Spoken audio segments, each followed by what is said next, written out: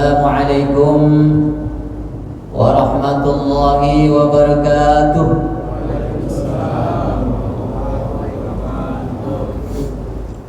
Alhamdulillahi rabbil alamin.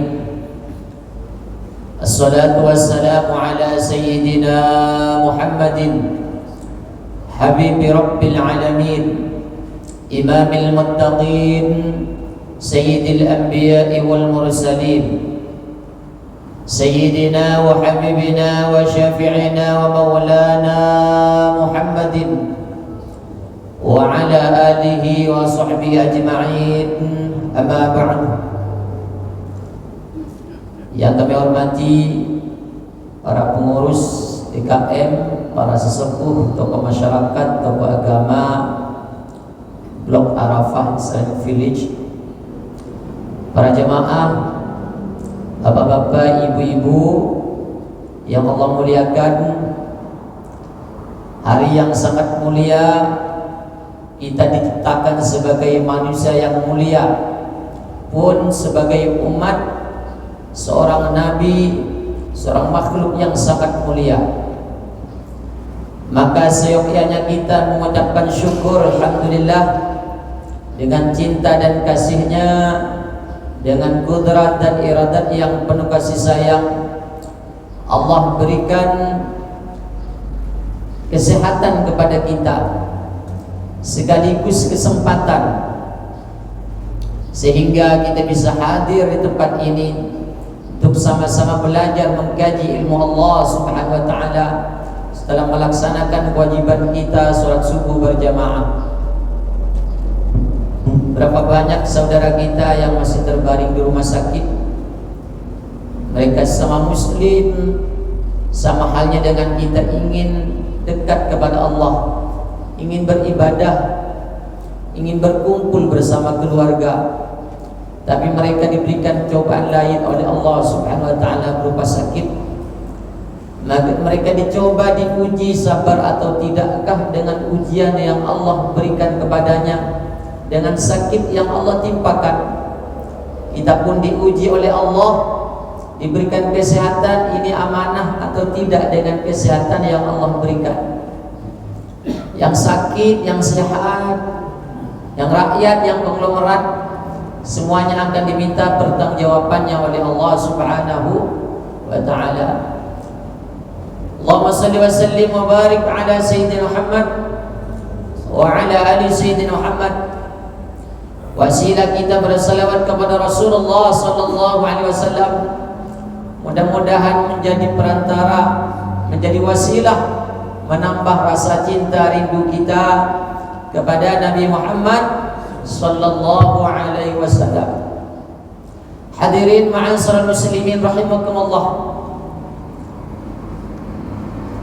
Menurut kalender hari Senin kita akan memperingati seluruh umat manusia lahirnya baginda agung Nabi besar Muhammad sallallahu alaihi wasallam. Ini kalau kita bicara maulid ini enggak selesai-selesai ini ya. Maka dalam hal ini kita fokus saja ya, sehingga nanti bisa mengambil ibrah,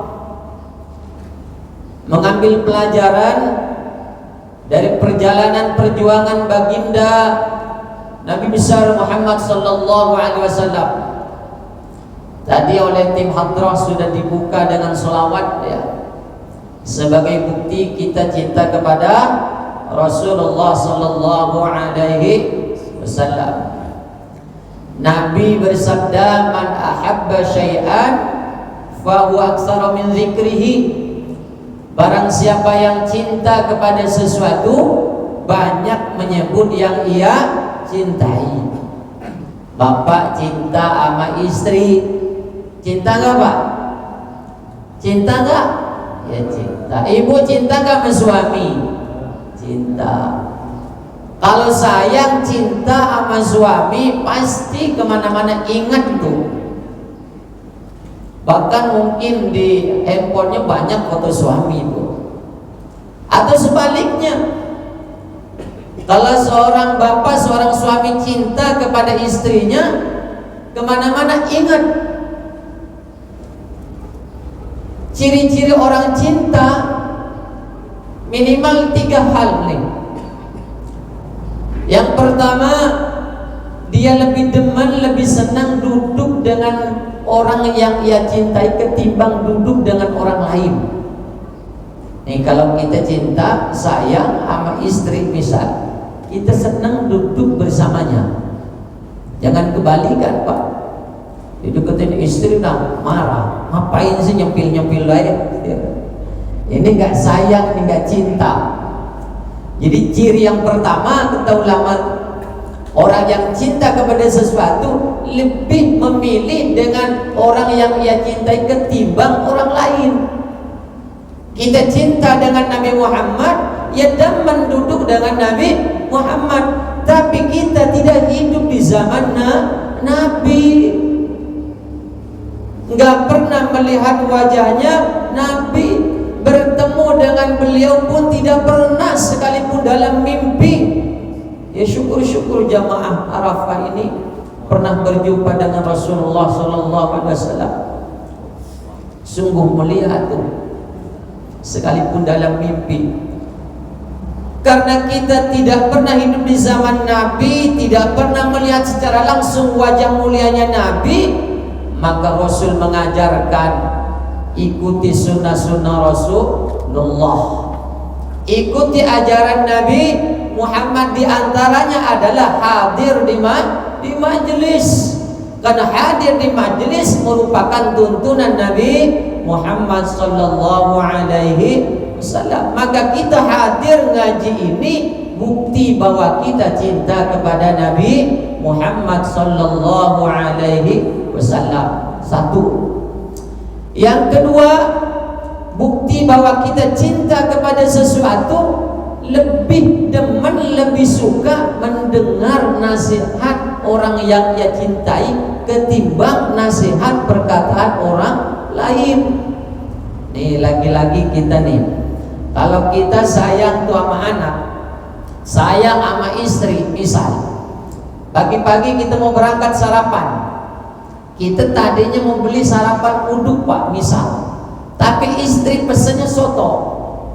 Ini orang kalau sayang sama istrinya pasti dibeli soto. Dia lebih demen, lebih senang mendengar perkataan orang yang ia cintai ketimbang perkataan orang lain. Kita nih bapak-bapak, kalau mau pakai baju tanya sama istrinya, Beb, ya, ini ayah bagus enggak pakai baju gini? Warnanya apa? Warnanya putih. Ah, enggak bagus. Lebih bagus yang mana? Oh no, yang warna biru. Beneran? Iya. Dicoba lagi bapak ini kan. Benar. Pas keluar dari kamar, benar bapak tuh ganti warna biru. Kenapa? Benar juga sih bilang sama istri ini kan. Jadi kita lebih demen mendengarkan orang yang dia cintai ketimbang orang lain. Yang ketiga, lebih memilih keridhaan orang yang ia cintai ketimbang keridhaan orang lain. Kalau kita cinta kepada Rasulullah, mencari ridhonya Rasulullah, mencari kesukaan Nabi Muhammad ketimbang orang lain. Maka paling tidak, kalau kita cinta kepada Nabi Muhammad, sekurang-kurangnya membaca sholawat. Di mana saja Pak, silakan. Di mana saja, kapan saja, Bu, lagi masak baca sholawat boleh. Apalagi di bulan Maulid nih, lagi nggak berwudu, belum nutup aurat, Ustaz, boleh nggak? Boleh. Di mana saja, kapan saja, sangat efektif. Lagi bapak telepon, nyopir di mobil, silakan aja baca salawat Allahumma sholli ala sayyidina Muhammad wa ala ali sayyidina Muhammad, atau baca sallallahu ala Muhammad. Boleh Pak, boleh ya. Atau seperti tadi yang dibacakan oleh tim hadroh, boleh saja. Silakan demen selawatnya seperti apa. Salat Badar boleh, tala'al badru alaina, boleh. Atau seperti biasa kita baca selesai sholat, sallallahu ala Muhammad sallallahu alaihi wasallam. Boleh. Keluar dari masjid baca sholawat, mau berangkat ke masjid baca sholawat, kemana saja, di mana saja, mau tidur baca sholawat, bangun tidur baca sholawat, silahkan. Ini satu-satunya makhluk, Pak. Nabi Muhammad itu yang menjadi penyebabnya Allah menciptakan alam semesta. Di dalam hadis qudsi ditegaskan, laulaka ya Muhammad ma khalaqtu aflaka. Jika tidak karena engkau ya Rasul, maka tidak aku ciptakan alam semesta ini. Maka ada langit, ada bumi karena Rasulullah. Ada surga, ada kenikmatan, ada rizki karena Nabi Muhammad sallallahu alaihi wasallam, bukan karena kita. Kita ni mah numpang sama Nabi. Sampai Nabi Adam alaihissalam, kenal Nabi Adam, Pak? Nabi Adam kenal, Bu? Di mana kenal-kenal ya? Tahu lah ya sejarahnya, tahu ya kalau Nabi Adam itu nenek moyang kita ya. Istrinya siapa? Hawa, namanya, tinggalnya di mana? Di dalam surga. Diciptakan dari apa? Dari tanah. Ketika Nabi Adam berada di dalam surga, Nabi Adam seorang diri, Pak. Kan pertama Nabi Adam di dalam surga sendirian. Kemudian Nabi Adam alaihissalam di dalam surga bermunajat kepada Allah karena seorang diri. Maka hidup sendirian itu, Pak, sengsara deh. Ya, hidup nggak mau sosial, ya nggak bisa. Hidup sendirian di rumah merasa nggak butuh dengan tetangga, nggak bisa. Membujang seumur hidup, susah, Pak. Kecuali ada sebagai ulama itu, Pak, yang sampai nggak berkeluarga karena menyibukkan dirinya menuntut ilmu. Kalau kita nggak ada kesibukan kemudian pada waktunya nggak berkeluarga, galau. Nabi Adam alaihissalam bermunajat kepada Allah subhanahu wa ta'ala seorang diri di dalam surga. Apa yang menjadi penyebabnya sehingga Nabi Adam alaihissalam halal dengan Hawa? Nabi Adam sedang istirahat, maka bangun dari istirahatnya ada seorang perempuan yang sangat cantik jelita. Nabi Adam waktu itu kan langsung ingin menyentuhnya, Pak, menjulurkan tangannya, ditegur oleh Allah. Hei Adam, itu belum milikmu, itu ciptaanku. Maka untuk supaya halal dirimu dengannya, bacalah solawat kepada siapa?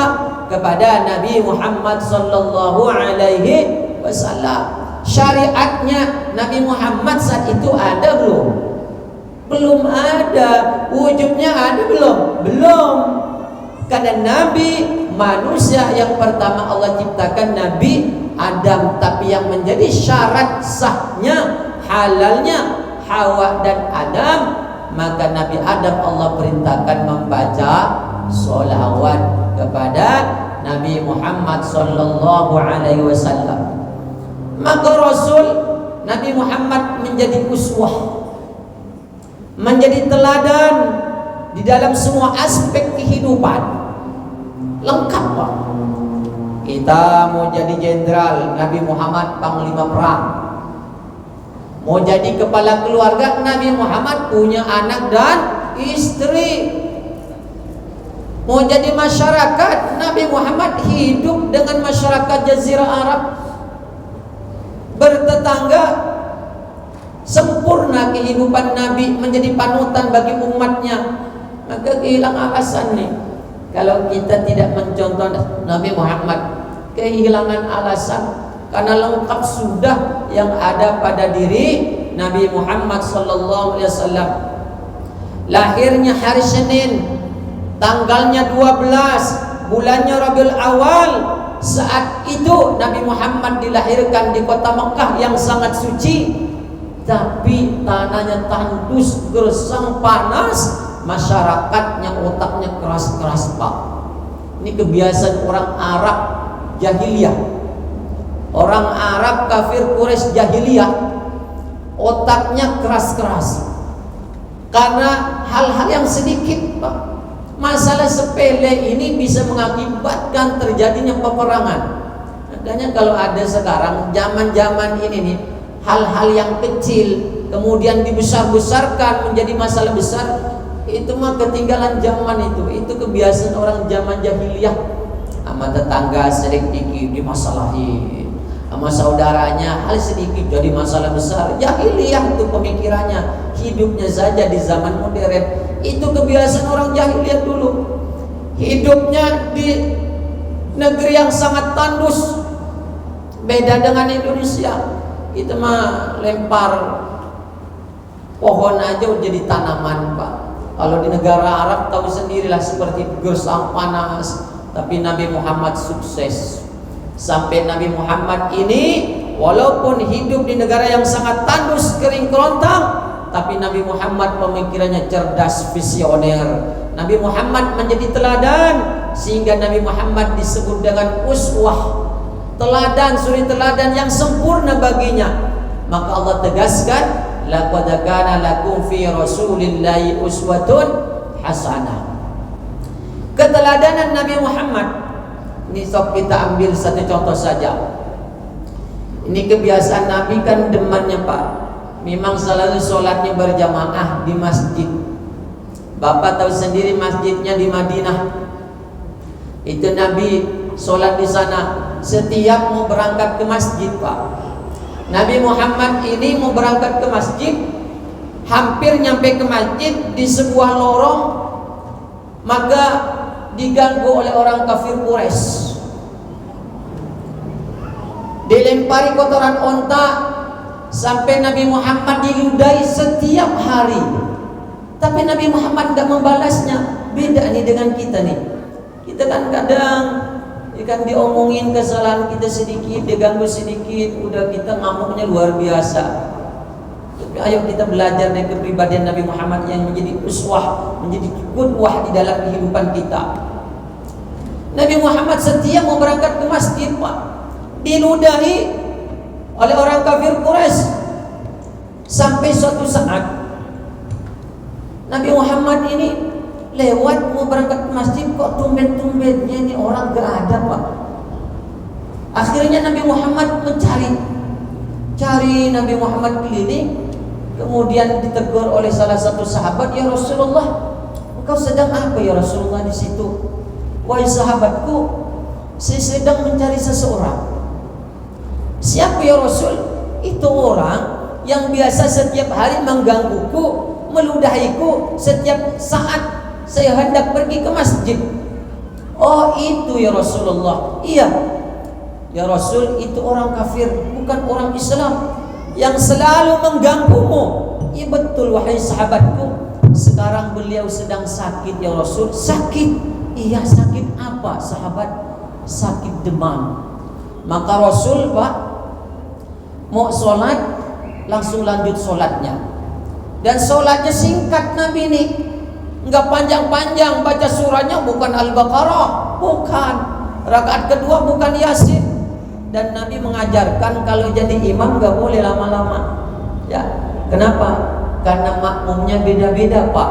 Jangan mentang-mentang hafal Quran, hidupnya di Indonesia, apalagi di kampung, ya Pak ya.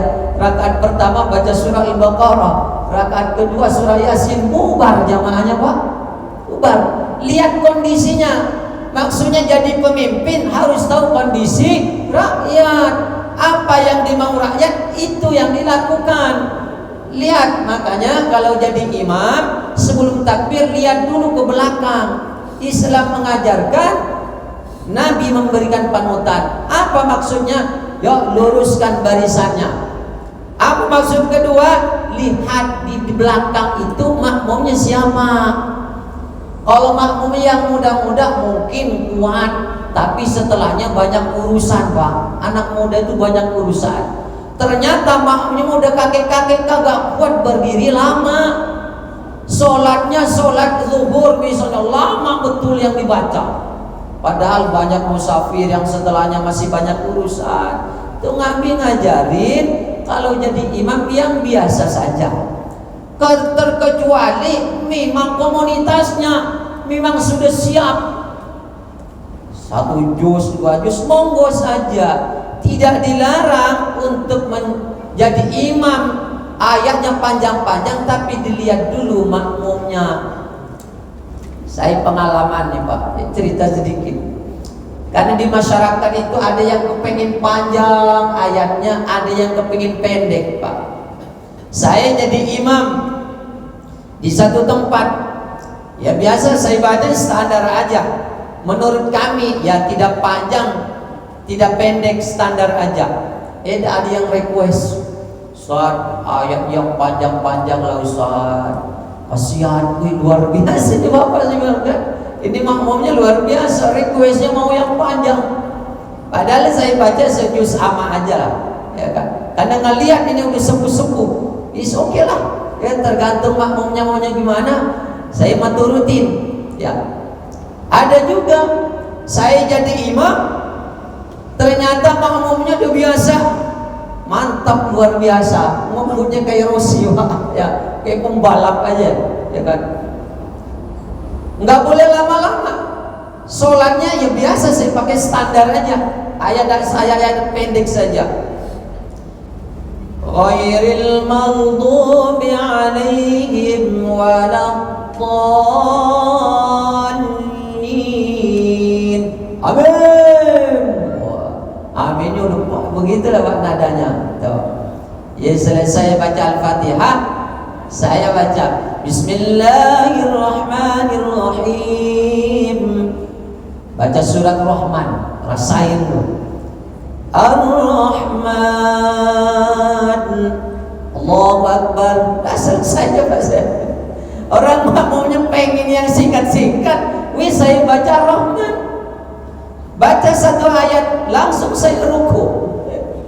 Kenapa maunya seperti itu? Hukumnya saya sah-sah saja. Baca surat setelah Al-Fatihah itu hukumnya sunnah. Ya karena makmumnya maunya yang simple-simple aja. Selesai dari Al-Fatihah saya baca surah Rahman cuma 1 ayat. Rakaat kedua baca surah Al-Baqarah saya. Ghairil maghdubi alaihim waladdallin. Amin. Bismillahirrahmanirrahim. Alif lam mim. Allahu Akbar. Udah selesai. Ini kata yang maunya seperti itu, ya. Hadirin ma'asyiral muslimin rahimakumullah, Nabi sholat mengajarkan gak boleh lama-lama. Ini ajaran Nabi sampai Mu'az bin Jabal pernah jadi imam sholat. Ini jamaahnya pedagang, jamaahnya petani penduduk Mekah saat itu. Maka beliau jadi imam sholat. Ini makmumnya mufaraqah Pak. Mufaraqah itu perbuatan orang dulu itu sudah ada. Jadi Mu'az bin Jabal baca ayatnya panjang-panjang, selesai sholat singkat cerita nih Pak. Lapor kepada Rasulullah, ya Rasul, ini penduduk makmumnya pada kabur ya Rasul, mufaraqah semuanya. Ngadu nih Pak masyarakat. Ya Rasul, lagian si Mu'az bacanya gak tanggung-tanggung ya Rasul. Rakaat pertama baca Baqarah, kedua Yasin ya Rasul. Enggak kuat saya mufaraqah tadi. Orang biasanya saya mah kalau jadi makmum ya Rasul paling trikul. Qul huwallahu ahad, qul a'udzu birabbin nas, qul a'udzu birabbil falaq. Ini Mu'az main Baqarahan aja. Ditegur Pak Mu'az bin Jabal oleh Rasul, ayo Mu'az bin Jabal, kalau mau jadi imam lihat dulu makmumnya Mu'az. Kalau makmumnya orang Arafah ya monggo aja kuat. Tapi kalau makmum saya ini orang kampung, ya baca trikul mah cukup kan gitu. Ya. Selesai dari itu Rasul pulang Pak. Rasul pulang sampai ke rumah nanya kepada istrinya, wahai Aisyah, adakah makanan di dapur? Ada ya Rasul, tapi nggak seperti orang Arafah di kulkasnya banyak buah, ada kurma, ada mangga, ada banyak makanan. Ya Rasul, yang ada hanya kurma dan roti ya Rasul sepotong. Wis enggak apa-apa, silakan bungkus saja. Mau ke mana ya Rasul? Saya mau jenguk orang sakit. Siapa? Orang kafir yang selama ini meludahiku setiap saya hendak pergi ke masjid. Mau pergi Pak, nyampe di rumahnya ini, maka Rasul ketuk pintu. Tapi Rasul nggak mau ucapin salam. Ketuk pintu 3 kali, ditanya oleh orang kafir nih, siapa yang di luar? Saya Muhammad. Muhammad yang mana? Ini dalam pikirannya udah kepikiran nih, Muhammad mau balas dendam nih Pak. Saya Muhammad langgananmu. Tiap hari Pak jadi langganan diludahi Nabi Muhammad. Ya.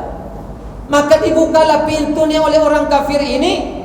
Benar Pak, Nabi Muhammad bercucuran keringat, nangis membasahi pipinya. Orang kafir tadi Pak nyampaikan kepada Nabi, ya Muhammad, dari kemarin saya sakit sampai saat ini belum ada satupun yang menyengukku. Engkau yang setiap hari saya ludahi, saya dengki, saya caci maki, tapi engkau adalah orang yang pertama menjengukku, wahai Nabi Muhammad. Abu Jahal yang menyuruhku, Abu Lahab yang memerintahku, enggak ada yang menjengukku. Masyarakat teganggaku yang selama ini baik kepadaku, tapi di saat saya sakit enggak ada yang nyampiri saya, wahai Muhammad. Hanya engkau satu-satunya orang yang pertama kali menjengukku.